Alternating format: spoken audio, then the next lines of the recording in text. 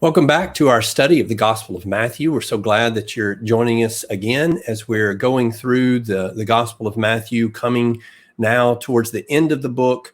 We're looking at Jesus as he is in Jerusalem, the challenging statements that he had to make in Jerusalem leading up to the most monumental event of his life, which is the death, the burial, and the resurrection of Jesus Christ. We started this study all the way back in chapter 1, and if you're tuning in for the first time, I'd encourage you to go back and begin all the way back there and follow through with us throughout this gospel. We have joining us today some of our members, Dean Wilkins, Brad Collins, and Paul Grubbs, and so thankful for them participating with us today as we continue our study. On Wednesday nights, we've begun having our in-person studies here at Pepper Road, and so we're streaming those live, but they're also they're recorded there on YouTube, and so you can go and see those filled in along with these pre-recorded classes that we're doing. We left off this last Wednesday, beginning in chapter 22. Chapter 22 is a parable in a series of parables that started back in chapter 1, where Jesus is increasingly challenging the Jews to sort of rethink their own position in the kingdom and in their relationship to God. They have assumed about themselves that they are the chosen, regardless of their behavior, that they are going to be accepted no matter what. And this parable here of the wedding feast particularly says that, no, if you reject, then you are not the chosen. You've been called, but you're not chosen. The ones who are chosen are the ones who accept the call, who accept the invitation of the Son, the Son for whom the wedding feast is being given, and those who come and sit at the table. And even then, there is one other element there, that those who come and sit at that table who have prepared themselves. Because even among those outcasts who do accept the call, there's one whose garments are not prepared, and he is cast out from that feast. And so all of that is increasingly to point out to these Jews that they do not have an assumed acceptance before God, but that acceptance is on the premise of accepting his prophets and now his Son, whom he has lately sent to them. Well, as I say, these parables have gotten increasingly challenging, and therefore the Pharisees have been taking them maybe increasingly personally. Of course, it was personal in some ways. He was personally addressing them, and so they're angered by that. And picking up in verse 15 after that parable, it says the Pharisees went and plotted together how they might trap him in what he said. Now, this is obviously not the first time that they've done that, but on this occasion, it says they sent their disciples to him along with the Herodians, saying, "Teacher, we know that you are truthful and teach the way of God and the truth and defer to no one, for you are not partial to any." And then he's going to ask the question that is a trap. But before we get there, they have joined themselves up to the Herodians. Brad, who are the Herodians? Well, unfortunately, the text doesn't give us just a whole lot of information. So I think all we can safely say is that they supported the Herodian dynasty, the kings that had been ruling in Judea now for a couple of 3-4 decades, maybe now. Herod the Great, or the fellow that we came to know as Herod the Great, was installed by the Roman Senate. And so if you are a Herodian, you are effectively aligned not only with the Herods, but also with Rome. So that might prompt the question, well, so why would the Pharisees want to bring the Herodians into this picture? Well, I think given the nature of the question they're about to ask, they want to see if they can put Jesus in an uncomfortable dilemma in which he has to choose between giving an answer that might show support for the Romans versus an answer that shows more support for his countrymen there in Judea. Yeah, absolutely. And you know, typically speaking, how would the Pharisees feel about supporters of Herod, do you suppose? Oh yeah, not they are not typically bosom buddies. They don't appreciate the fact that you have this occupying force that has been in Judea and exercising what they would consider to be an unjust and a foreign authority over them. Right. And so we see them as is not infrequently the case, aligning themselves with people who under other circumstances, they would be enemies. I mean, truly enemies. And of course, this is not the first time, but it's going to increase till here they are lining themselves up with supporters of Rome. Before it's over, they will line themselves up with Rome itself. And so they will go as far and make alliances with whoever they need to make alliances with in order to get Jesus. He is enemy number one. And so just the links to which they would go to view Jesus as an enemy. And let me just say, we can at least understand the mentality that says we have to rank our enemies sometimes, like militarily, and so forth. There are times where it's even reasonable to say, I know this guy is not great, but we're dealing with a bigger problem right now.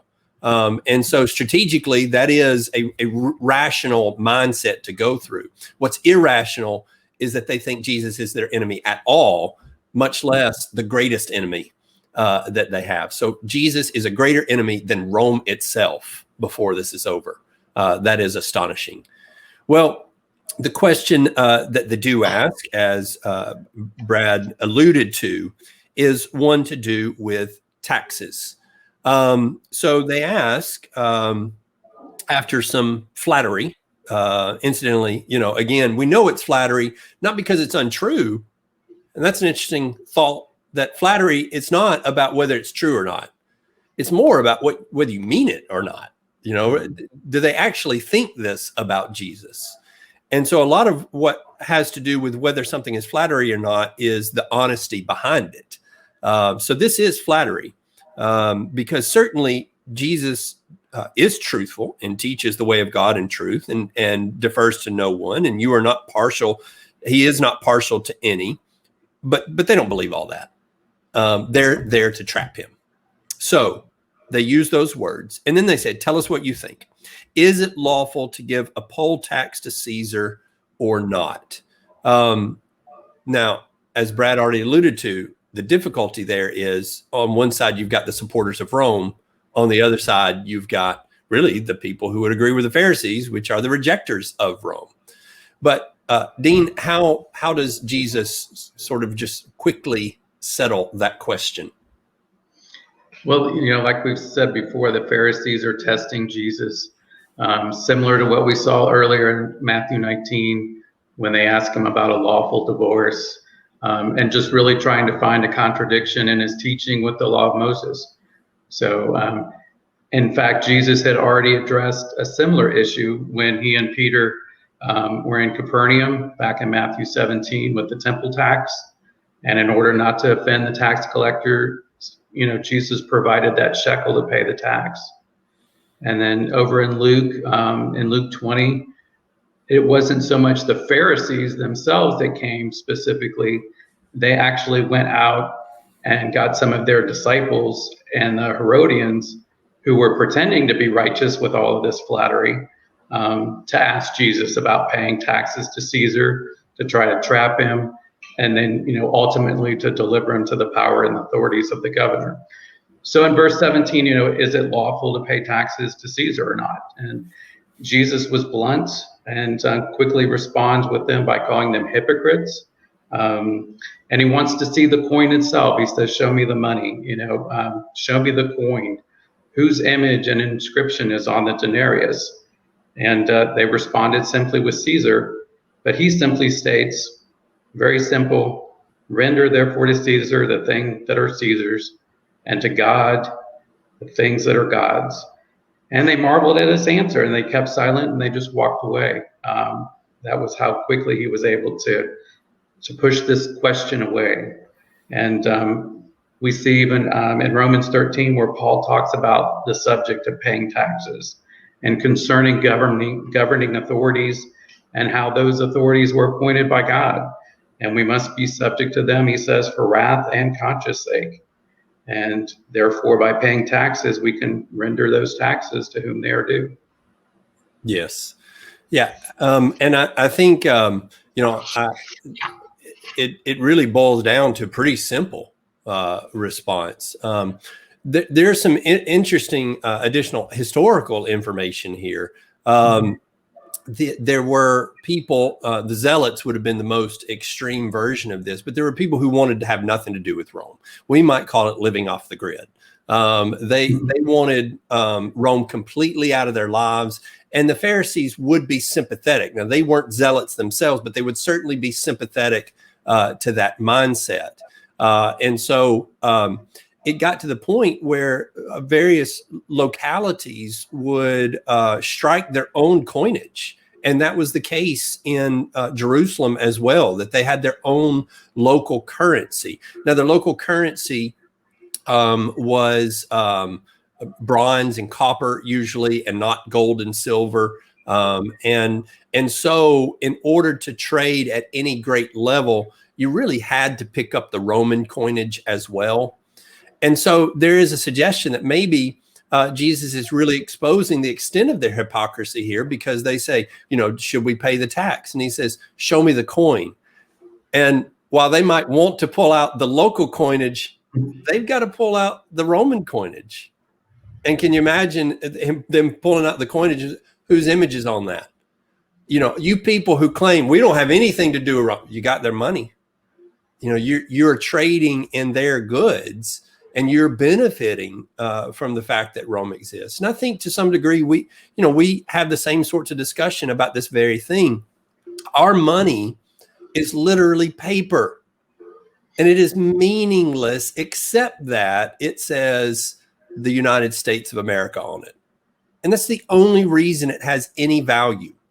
If it said monopoly on it, it wouldn't have any value on it. And incidentally, if it said a number of other countries on it, it wouldn't have as much value, because the country, the strength of the country is a lot of what gives that value. Now, you may not think, people watching this, maybe they don't think paper currency is a good thing or not. Yeah, but you use it.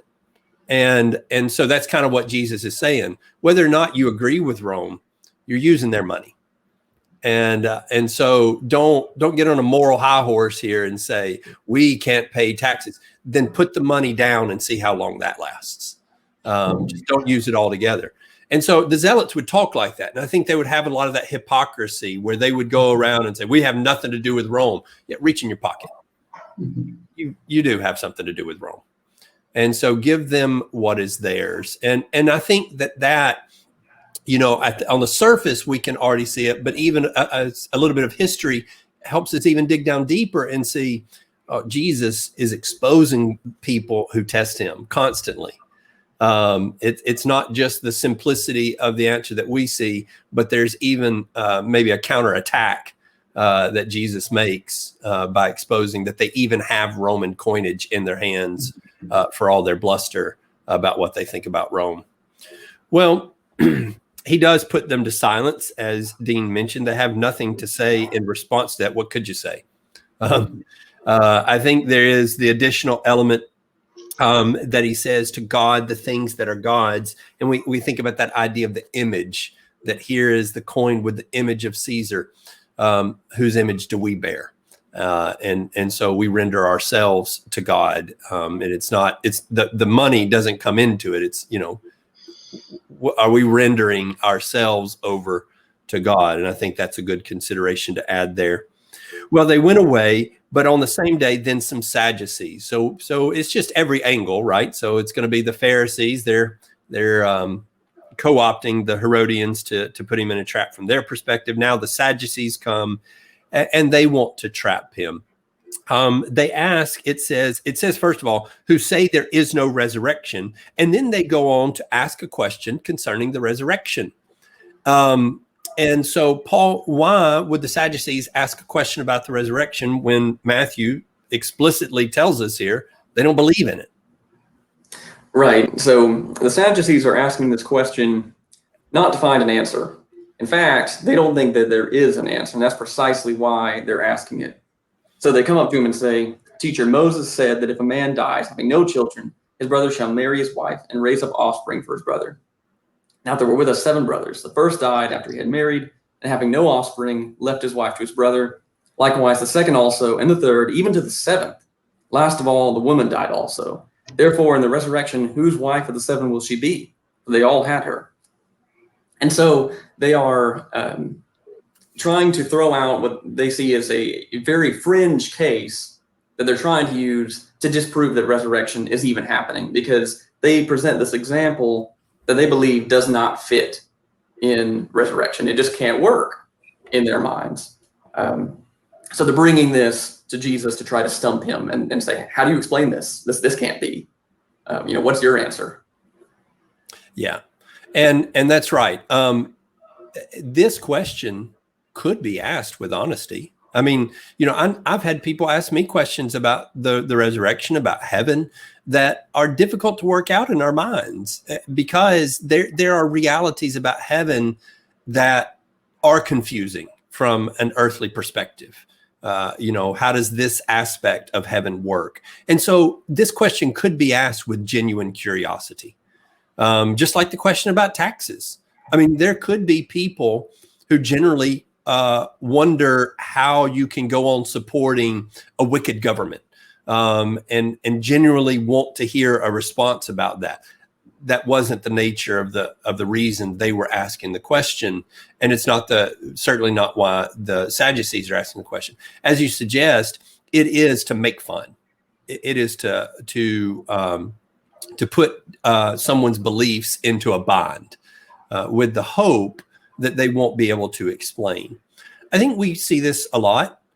I think people, maybe we're talking about baptism.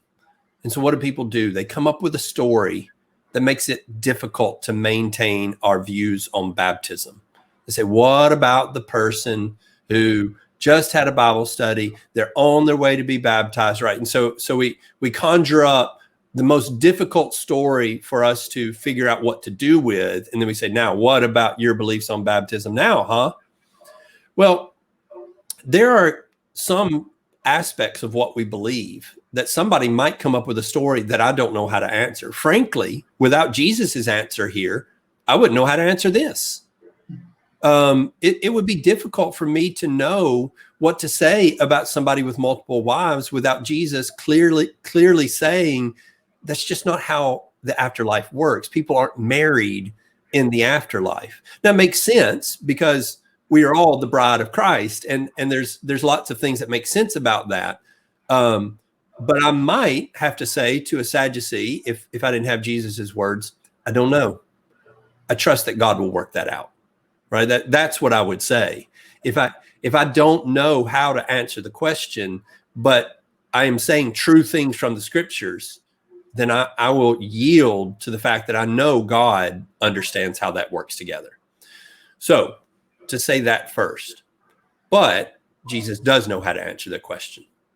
So he starts by dismissing the difficulty and saying, your difficulty, it's not even difficult because there is no marriage in heaven. That's just not a thing. So there's no awkwardness. There's no working out those details. But then he goes further and he says, but as to whether there is a resurrection, and this speaks, I think, to the wisdom of Jesus. It also speaks to Jesus' ability to see past the surface. We don't have the level of ability Jesus has at that, but I think sometimes we can pick up on cues and we can figure out. And so that if somebody's asking a question that's mocking, for instance, then we might answer in some way the mocking question.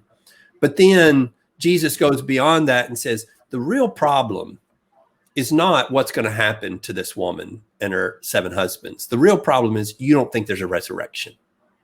And as to that, let me get to the heart of the issue. Let me get to what's really wrong with your question in its entirety. Well, he goes to a place that maybe none of us would go to. And he goes to Exodus chapter 3, the story of the burning bush. And why does he do that, Brad? And how does he make usage of that passage? Yeah, it as you say, we wouldn't go there because that's not really the context of that story.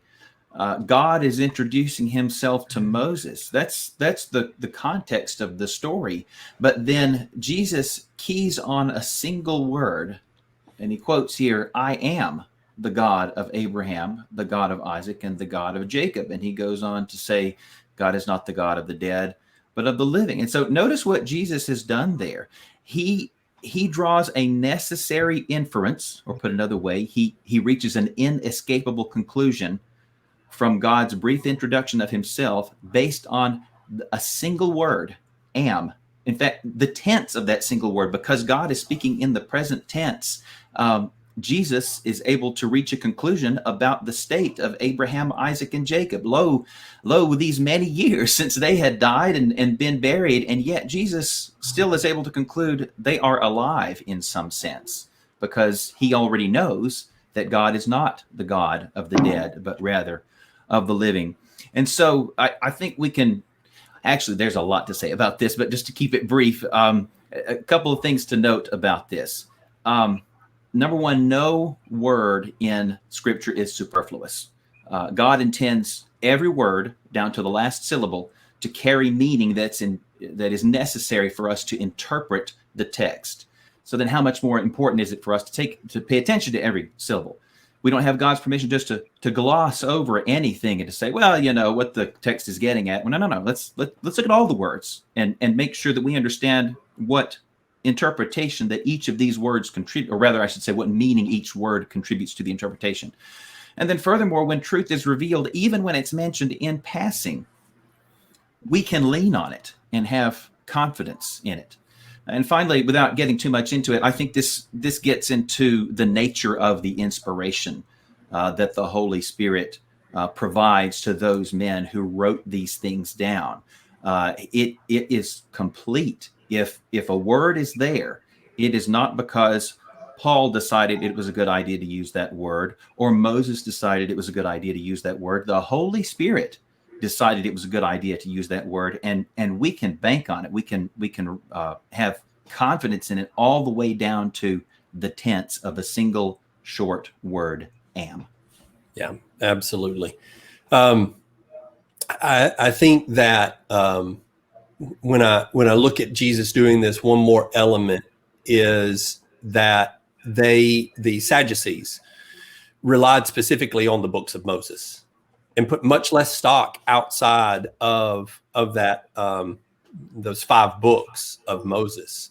And so if he were to quote from the prophets or the Psalms even, they would have said, well, I mean, that's outside of the canon, at least their view of the canon. And at the very least, they looked at those books outside as less authoritative. Right. So I think there's something to that from the standpoint of if you're ever in a Bible discussion and somebody says, oh, I only look at the words of Jesus. Sometimes we go to great efforts to show them that Paul's words are just as valid and just as inspired. And I'm fine with that. I mean, I'm fine with making that argument. And yet, I think a lot of times we could say, okay, well, let's start there then. And let's look at the words of Jesus. In other words, we might look at the book of Acts as maybe the best place to establish the plan of salvation. But if somebody says, yeah, but I look at the words of Jesus, I can establish it there too. You know, I can go to his words and show that. Or some people say Jesus never says anything about homosexuality. Well, really? He says a great deal about sexual morality, and he is exclusive in what he says about that. And so it's not that Jesus is saying, he's not surrendering all of those other books. But I think it's particularly impactful when people think that they have honed in on a part of the Bible that they will be comfortable with.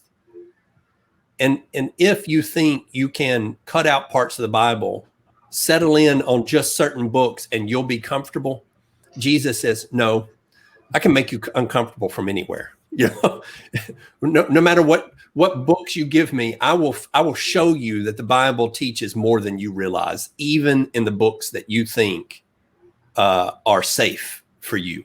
They are not safe for you. And so he would say to the Jews at large, to the Pharisees who thought that the Old Testament would be their safe place. And he says, no, no, no. Moses teaches about me. The prophets teach about me. You can't get away from what the Bible says about Jesus. So that is skillful, to be able to, for somebody to say, well, prove it from here. All right. One other thing I would say about that is when we're reading a book, let's say Romans, because Romans is a book that I think this happens frequently in. There's some difficult places in Romans. And so maybe we're talking with somebody and they have twisted some portion, taken out of context, some portion of Romans. And we say, well, no, that can't be true because look at what it says here in James, chapter 2, for instance. Well, I'm fine with comparing Romans to the rest of the Bible in order to put it in context, especially where it quotes other portions of the Bible. And yet I want to be able to, within Romans, show the arguments Paul is making in Romans. And I think that is doable. And I think we need to be careful not to sort of concede the notion that Paul is saying one thing and James is saying something else. I know that's not exactly what we're conceding, but it feels that way sometimes. And rather stick in Romans and say, no, let's start back at chapter 1 and let's just see if you're keeping it in context with this very letter. So all of that to say that sometimes when people narrow us down and say, no, let's just talk about this, I think more often than not, we're able to teach from the very passage they want to start with more than maybe we think we are. And maybe just even reference Philip and the Ethiopian eunuch, starting there in Isaiah 53. All right, I'll start teaching Jesus from there. And I know maybe that's a little bit more of a softball than some others, but nevertheless. All right. Can I make one more point before we leave this passage? Yep. At the risk of burying the lead, if we don't say anything about it, you look at the Jewish concept of the afterlife before this time, and it's a little murky. Mm-hmm. So how great is it that Jesus confirms, yes, there is something after this wretched life? And I don't mean the wretched life of Donald Trump's 2020 America or Joe Biden's potential 2021 America. I mean, when you are a man living under a commoner living under Herod, who may just as soon kill you as look at you. And he says, there is a resurrection. That it's such an old idea for us, but to have that confirmed, think about the power and the comfort that could come to a man who's hearing that for the first time. And to show them that information has been there the whole time. Yes. And can you imagine, the murkiness? And we understand it because if you look at the Old Testament, it's not as explicit in talking about the afterlife, but it is there. And can you imagine some of these people who knew the story very well going, oh, wait, no, that is what that says, right. And sort of the light bulbs going off. And I still feel that way as I read through portions of the Old Testament. But at any rate, yes, tremendous news that they could receive. Well, we have, following this, we have yet another. It says there that after he said this, they were, when the crowd heard this, they were astonished at his teaching. Verse 34, when the Pharisees heard that they had silenced the Sadducees, they gathered themselves together. They're really astonished at this. I wonder if, in all of their back and forth with the Sadducees, can you imagine even the Pharisees going, why could we not have come up with such a simple answer? Because they believed in the afterlife. And for them to look at Jesus going, he made it look so simple. We've been trying to get them to accept this for years. Now that wouldn't have been encouraging to them. That would have been frustrating to them.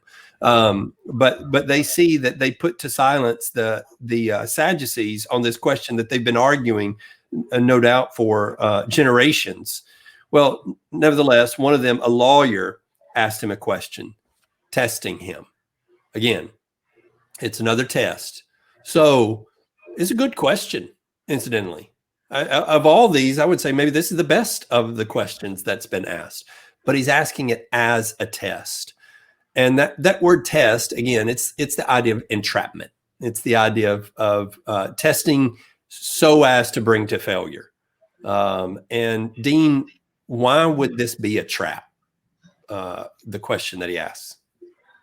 Well, like you said, they're continuing with these testing questions and trying to trap him. So now they've got to send their expert witness, their lawyer, in to come in and ask the question, which is the greatest commandment in the law.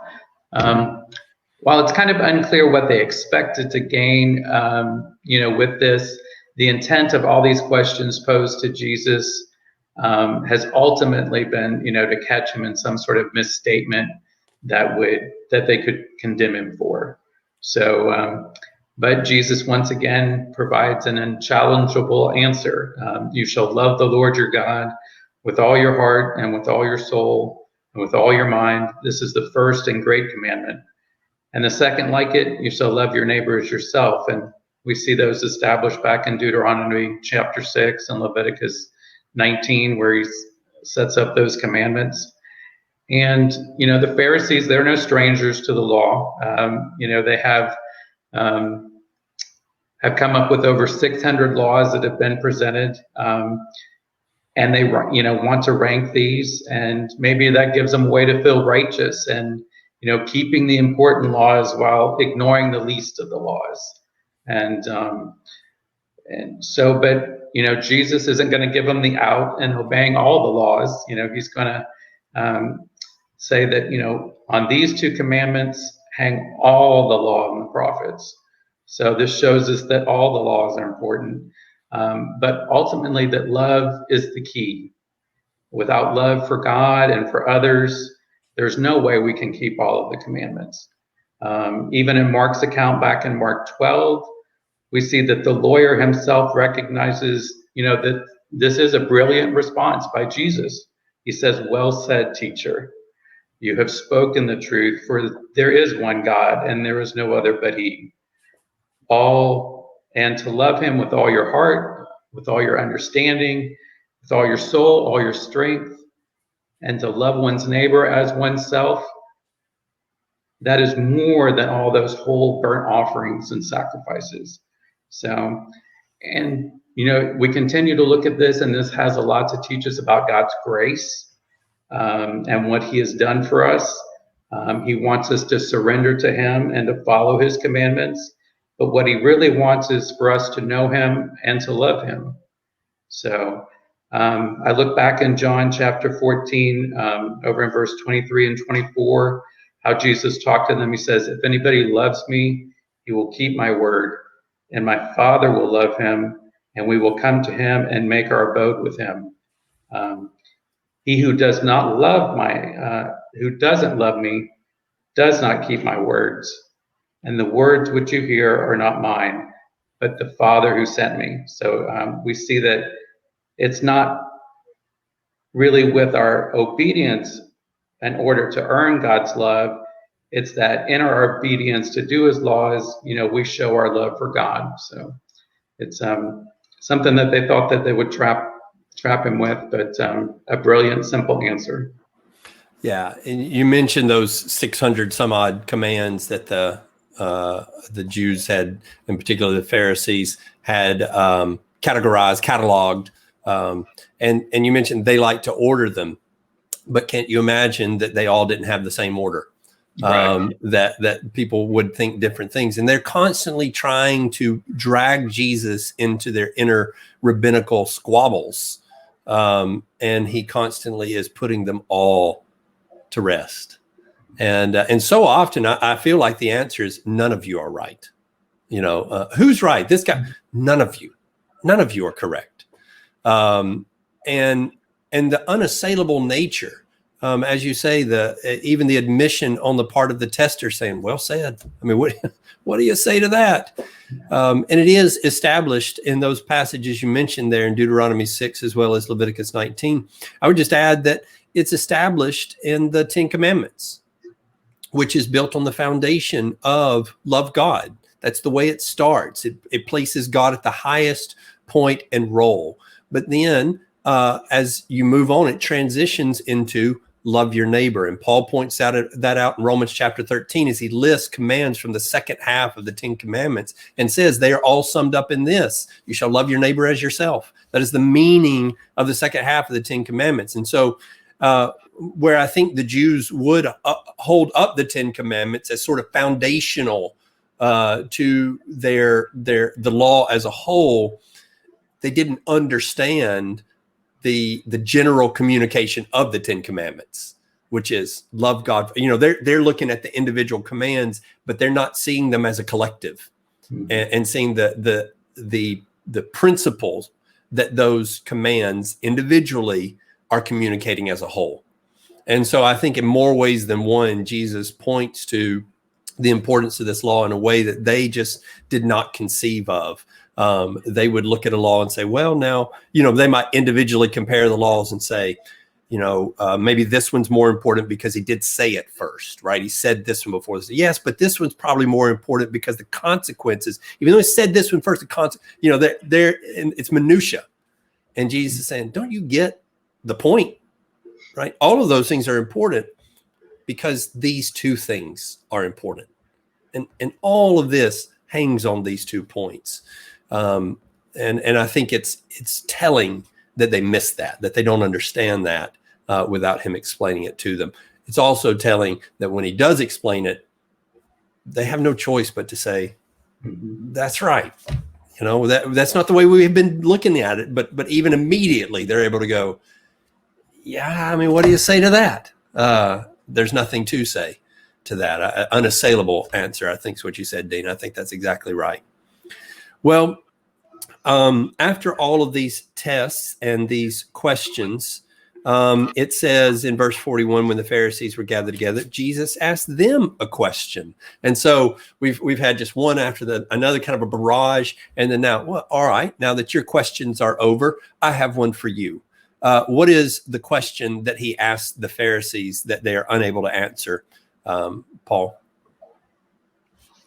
So he asks, what do you think about the Christ? Whose son is he? And they say to him, the son of David. And he says to them, how then does David in the Spirit call him Lord, saying, the Lord said to my Lord, sit at my right hand till I make your enemies your footstool. If David then calls him Lord, how is he his son? And they're not able to answer him a word on that. And what I think Jesus is doing here by posing this question is, again, attacking this idea of this physical Messiah king coming to rule Israel. I mean, they're looking at it as the son of David, just in line, right? And what Jesus says, he goes back to Psalm 110 and points out, hey, back when David was alive, he talked about the Christ as my Lord. So if he's merely David's descendant, how can he call him his Lord? That just doesn't work. And they have no answer for this. Yeah, absolutely. They cannot explain. And it's interesting. And when he says, of course, what do you think about the Christ? He doesn't say, what do you think about me? What do you think about the Christ? So he's pointing to the Christ in the more theoretical, or at least asking this in the more theoretical. They believe in the Christ. They just don't believe that Jesus is the Christ. But what he's showing them is even their belief in the Christ as theoretical is wrong, right? They don't even know. It's not just, the problem is not just that they don't believe Jesus is the Christ. The problem is, under their understanding, they wouldn't recognize the Christ, which is evidenced by the fact that they don't recognize Jesus as the Christ. But he's showing them one aspect of that. And again, he's showing it to them by going back to the very text that they claim expertise in.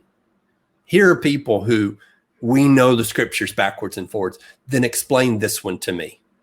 I don't know what to make of that. You know, it's like we just skipped over that part. And obviously they've skipped over a great many portions that were difficult, hard to swallow. They have obviously, in their continuing to think of the Messiah in physical terms as a physical ruler, they've overlooked the prophecies of Jeremiah that Jeconiah's descendant would not sit on the throne.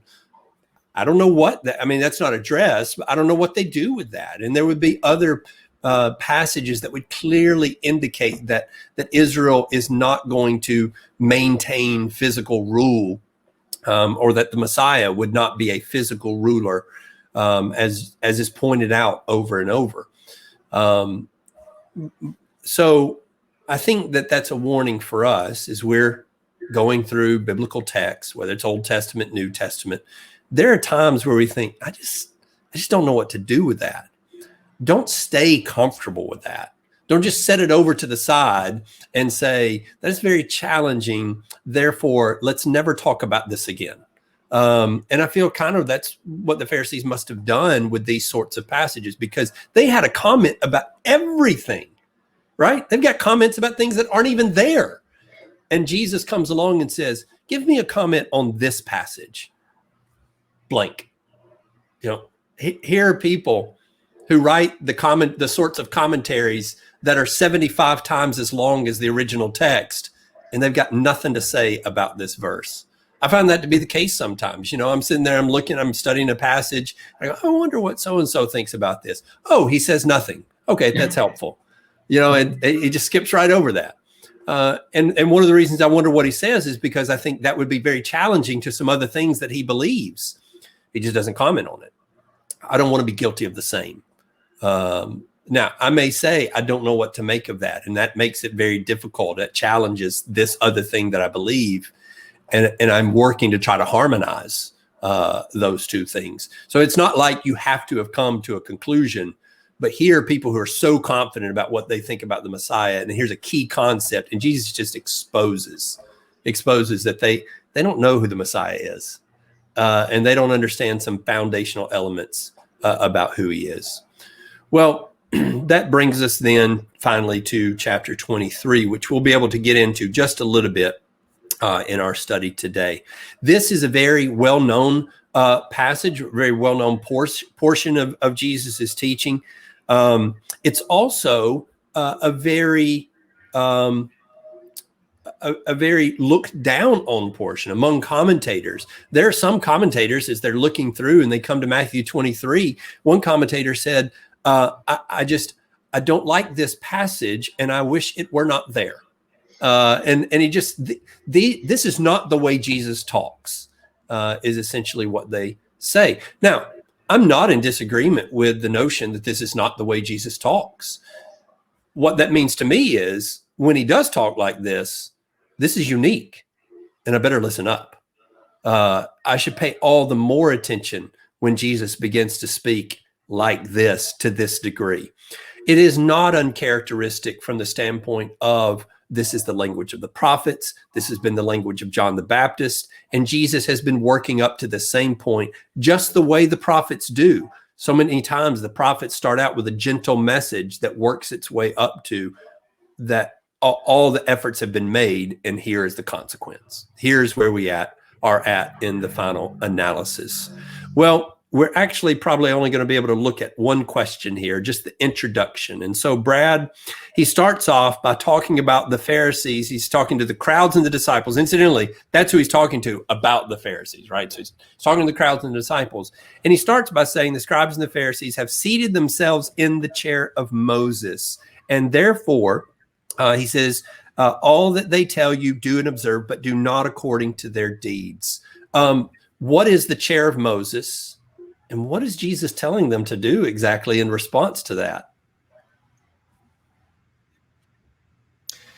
Yeah, is some evidence that some synagogues probably later than this time actually had a chair that they would call Moses' seat, or the chair of Moses, from which in which I should say a scribe might sit as he read the law, or a rabbi might sit as he expounded upon it. But I think Jesus is probably using it in a slightly more figurative sense. When you think about the way the common man would access the scriptures at this time, they couldn't just go down to the store and buy a copy and maybe have several copies lying around the house. They went to the synagogue or to the temple, and they would listen to a scribe or a Pharisee or some other teacher to explain that law to them. That's how they came to know Moses. In a sense, the scribes and the Pharisees were Moses to them.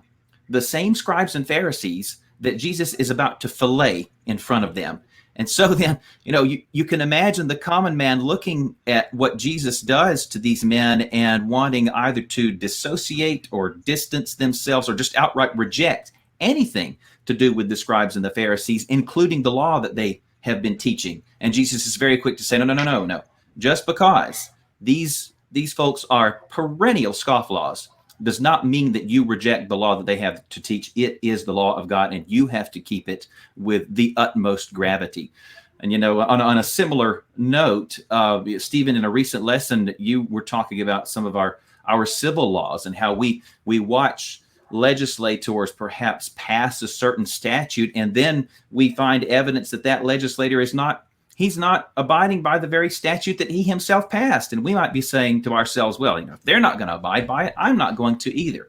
Well, just because he's a shameless hypocrite doesn't mean that it negates Peter's teaching in 1 Peter 2:13, where he says, submit yourselves to every ordinance of man for the Lord's sake. And so I wonder if that's not a similar idea or temptation that Jesus is trying to head off here. I'm about to give these fellows what for, but don't think that means that the law they've been telling you about is not the law of God and can just be ignored. Yes, and I think it's so important. I think just looking up to this point, Jesus has at various places indicated that he doesn't mean, chapter 15 of Matthew, chapter 12 of Matthew, has indicated he doesn't mean that whatever the Pharisees determine is the law of God, you've got to do that. But rather, as the teachers of the law, don't reject the law because of the Pharisees.